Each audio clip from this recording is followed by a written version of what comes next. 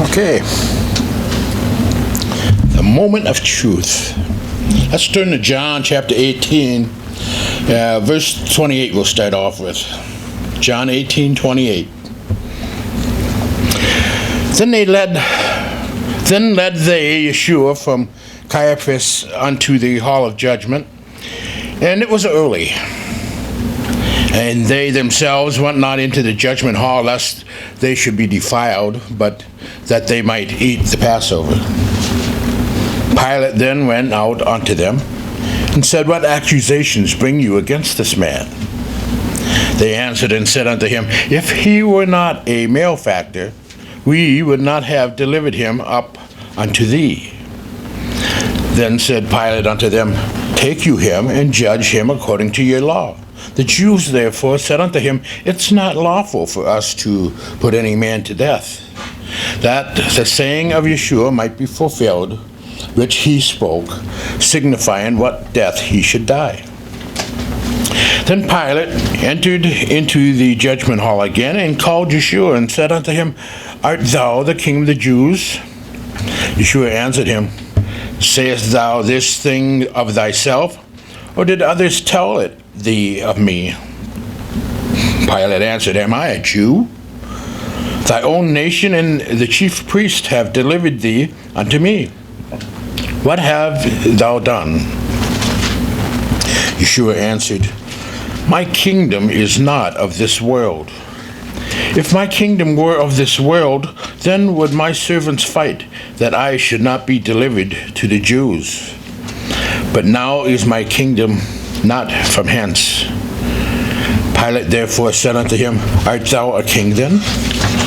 Yeshua answered, Thou sayest that I am a king. To this end was I born, and for this cause came I into the world, that I should bear witness unto the truth. Everyone that is of the truth hears my voice. Pilate said unto him, What is truth? And when he had said this, he went out again unto the Jews, and said unto them, I find in him no fault at all. But you have a custom that I should release unto you one at the Passover. Will you therefore that I release unto you the King of the Jews? Then cried they all again, saying, Not this man, but Barabbas. Now Barabbas was a robber. Then Pilate therefore took Yeshua and scourged him. And the soldiers platted a crown of thorns and put it on his head. And they put on him a purple robe, and said, Hail, King of the Jews! And they smote him with their hands. Pilate therefore went forth again, and said unto them, Behold, I bring him forth to you, that you may know that I find no fault in him. Then came Yeshua forth, wearing the crown of thorns and the purple robe, and Pilate said unto them, Behold the man. When the chief priests therefore and officers saw them, they cried out, saying, Stake him! Stake him. If you look up the word, it says crucified in the Bible, but if you look up the word, it's staru, a stake. They're crying for him to be put on a stake. Pilate said unto them, Take you him and stake him, for I find no fault in him. The Jews answered him, We have a law, and by our law he ought to die, because he made himself the son of Elohim. When Pilate therefore heard that saying, he was more afraid, and went again into the judgment hall, and said unto Yeshua, Whence art thou? But Yeshua gave him no answer. Then said Pilate unto him, Speakest thou not unto me? Knowest thou not that I have the power to put you to the stake, and have power to release thee? Yeshua answered, Thou could not have no power at all against me, except it were given thee from above. Therefore he that delivered me unto you has the greatest sin. From thenceforth Pilate sought to release him. But the Jews cried out, saying, If thou let this man go, thou art not Caesar's friend. Whosoever makes himself a king speaks against Caesar. When Pilate therefore heard that saying, he brought Yeshua forth and sat down in the judgment seat in a place that is called the Pavement, but in the Hebrew, Gabbatha. And it was the preparation of the Passover, and about the 6th hour. And he said unto the Jews, Behold your king. But they cried out, Away with him, away with him. Put him to the stake. Pilate said unto them, Shall I put him to the stake, your king? The chief priests answered, We have no king but Caesar. Then delivered he him, therefore, unto them to be staked. And they took Yeshua, led him away. And he, bearing his stake, went forth into a place called the place of the skull, which is called in the Hebrew Golgotha, where they crucified him. They put him to the stake, and two other with him on either side, one, and Yeshua was in the middle, in the midst. And Pilate wrote a title and put it on the stake. And the writing was, Yeshua of Nazareth, the King of the Jews. This title then read many to the Jews, for the place was where Yeshua was crucified or put to the stake was near to the city. And it was written in Hebrew and in Greek and in Latin. Then said the chief priest to the Jews to Pilate, Write not the King of the Jews, but that he said, I am the King of the Jews. And Pilate answered, he says, What I have written, I have written. A story about two psychiatrists. They were at a convention. And as they're visiting, one says, What was your most difficult case? The other replied, I had a patient who lived in a pure fantasy world. He believed that an uncle in South America was going to die and leave him a fortune. All day long, he waited for a letter to arrive from the attorney. He never went out. He never did anything. He merely sat around and waited for this fantasy letter from this fantasy uncle. I worked with this man for 8 years. The other man says, What was the result? It was an 8-year struggle, every day for 8 years, but I finally cured him. Then that stupid letter arrived. That letter was truth. It was the truth a man had waited for over 8 years. But until that letter arrived, at least as far as the psychiatrist was concerned, truth didn't exist. Truth was a fantasy. Truth was a fabrication of a mentally challenged individual who needed to be cured. And even when that truth turned up in the mailbox, he was still uncomfortable with it. In the world today, I've read articles that they are drifting towards calling you and me mentally handicapped. Because what do we believe in? A fantasy. We are waiting for our letter to arrive. Hallelujah. We are. Absolutely. We know the truth is coming. But as far as the world is concerned, you're mentally challenged. Many people have difficulty with the idea of truth. Now, get this. This is according to a survey done by Barna Research. Now, this is back in 1995. Imagine today's, if they would have done it. Back in 95, 3/4 of all adults in America rejected the notion that there are absolute moral truths. Most Americans believe that all truth is relative to the situation and the individuals involved. Similarly, at least 3/4 of the teens embrace the same position regarding moral truth. Not only did more than 3 out of 4 teenagers say that there is no absolute moral truth, 4 out of 5 also claim that nobody can know for certain whether or not they actually know what truth is. What did Pilate say? What is truth? That's nothing different. Nothing's changed. The more things change, the more they stay the same. That Bible you are holding is absolute moral truth. And what do people say? It's just a book, just old stories. It's old. It doesn't apply to us today. They deny the absolute moral truth. For these people, truth is a fantasy. It doesn't exist. Or if it does exist, nobody knows for certain what real truth is.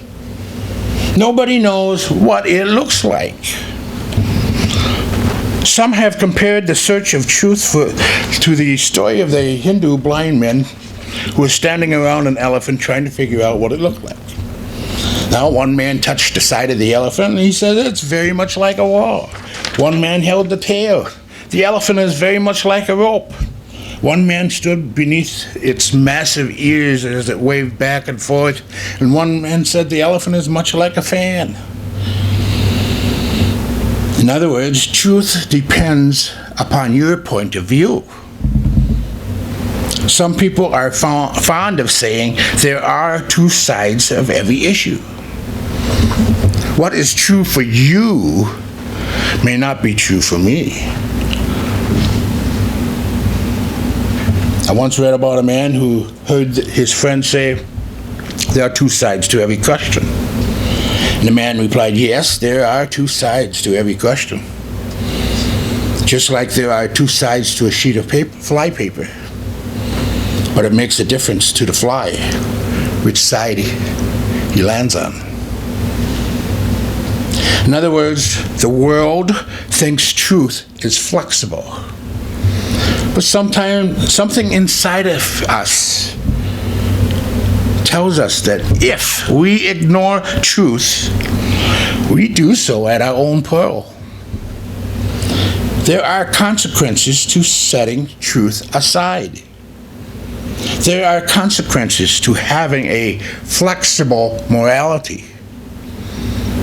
Pilate was a man who believed in flexible morality, in a truth that was adaptable. But why? Why would Pilate, or anybody else for that matter, have a problem with truth? Why would people have difficulty with morality? Why would they reject the standard of what is right or wrong? Why would they prefer shades of gray to black and white? I struggled with this question. And then it suddenly occurred to me that the problem was not with the truth.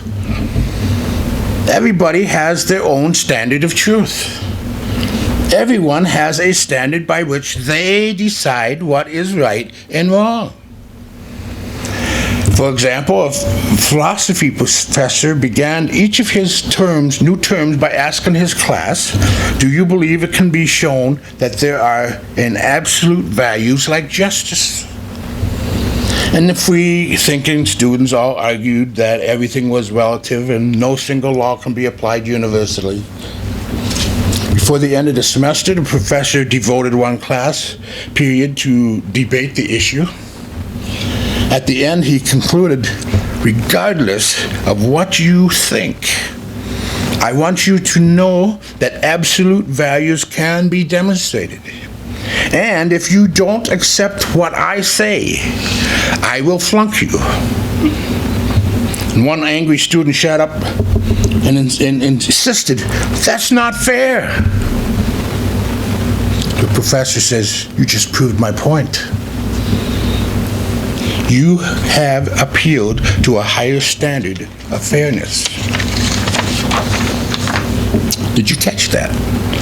These students had a standard of what was right and wrong. Everybody does. In Purdue University, many of the professors are trying to teach that there were no moral absolutes, no absolute truths. What they were really doing was attempting to destroy the students' standards of right and wrong so that they could then teach them, the students, the standards that the professors believed. The problem is not that people reject truth. They are not rejecting truth. they are rejecting someone else's truth. They are rejecting someone else's right to decide what is right and wrong. They want to be the authority. They want to be the ones who decide what is moral and what isn't. You see, that was Pilate's problem. He is used to being in charge. He is the Roman procurator in Jerusalem. He is the one who sets the rules. He is the judge and the authority. You know, there are stories about Pilate that when the Jews irritated him, he would at times simply put them to death. Nobody challenged his authority easily. In fact, he hated the Jews, and the Jews pretty much hated him. Then along comes someone named Yeshua. From the moment that Yeshua steps through the door, Pilate loses total control of the situation. This Yeshua speaks with the authority and confidence of a man who is judging Pilate rather than the other way around. Pilate asks Yeshua if he is the king of the Jews, and Yeshua turns it around. Is that your own idea, or did others talk to you about me?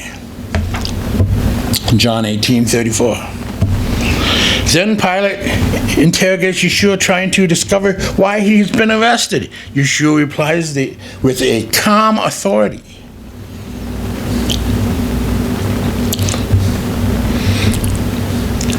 With the calm authority of a king. He says, "My kingdom is not of this world. If it were, my servants would fight to prevent my arrest by the Jews. But now my kingdom is from another place. You are right in saying that I am a king. In fact, for this reason I was born. And for this I came into the world, to testify to the truth.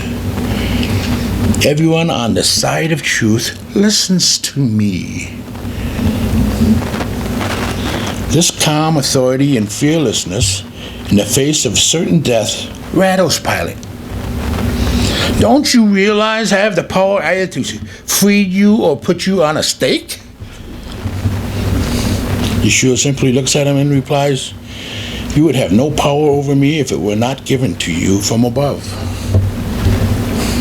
This encounter is so unnerving to Pilate that when the Jews tell him that Yeshua has claimed to be the son of Elohim, Pilate becomes even more afraid. And he went back inside. "Where do you come from?" Yeshua gave him no answer. John 19, verse 8 and 9. What was Pilate's problem with Yeshua? The problem for Pilate was simply this. From the moment Yeshua stepped through the door, he was in charge. This Yeshua claimed not only to be a king, but he claimed to have an absolute moral authority. "You are right in saying I am a king. In fact, for this reason I was born. For this I came into the world, to testify to the truth. Everyone on the side of truth listens to me." John 18, verse 37. You see, by his words and his actions, Yeshua is implying that even Pilate himself was under judgment. Pilate wasn't used to letting someone else be that position. No one else was ever allowed to be the master of Pilate's life. Sometime back, a preacher had an email correspondence with an atheist who had stumbled across the preacher's website. And it didn't take long for things that the atheists have seen in the illustration file, so he challenged the preacher on a number of issues. But one of the conversations they had was particularly interesting. He tried to claim that someone claimed to be an atheist. It didn't necessarily mean that they didn't believe in God. Now the preacher read the email and he thought, what? So he wrote him back, quoting Webster's unabridged dictionary, which in essence said atheists didn't believe in God.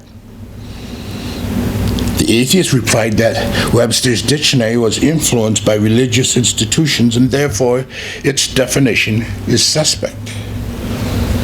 So the preacher thought, fine, I'll go to the ultimate source of dictionaries, the Oxford Dictionary. He went to the library and asked for the Oxford Dictionary. Do you realize that the dictionary is about 20 volumes? We're talking 20 big books for one dictionary.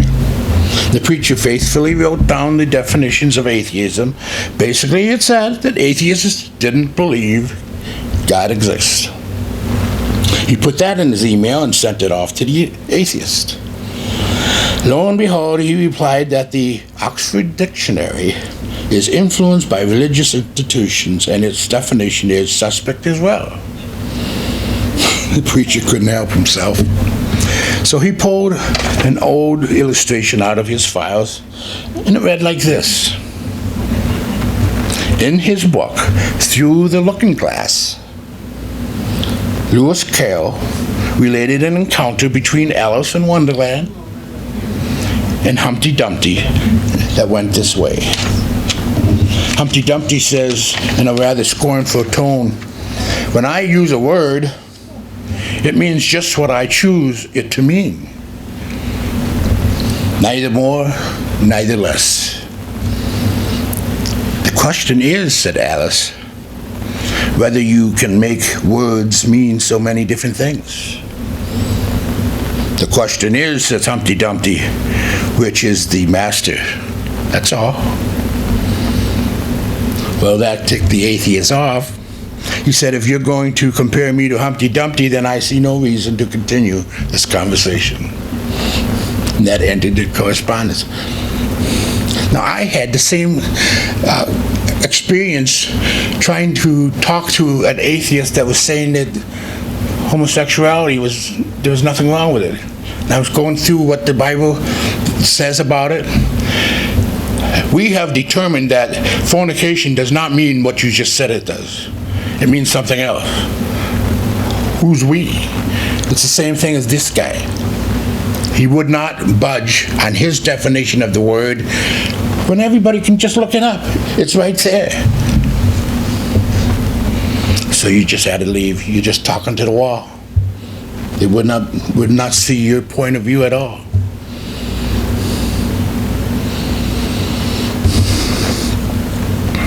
You see, when he compared him to Humpty Dumpty, that was the heart of the conversation. The only authority this atheist wanted to accept was himself. He wouldn't accept any dictionary, Pocket, Webster's, or Oxford, any authority that contradicted what he wanted to hear. The same experience I had. They did not want to hear something that contradicted what they want to hear. And so it is with truth. I have family that will not accept the truth. You argue with them, you go worship your God and I'll worship mine.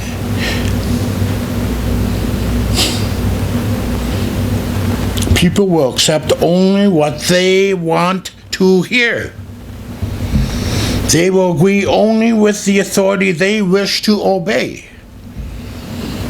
But in reality, the real authority that they want in their lives is they themselves. They are the masters of their life.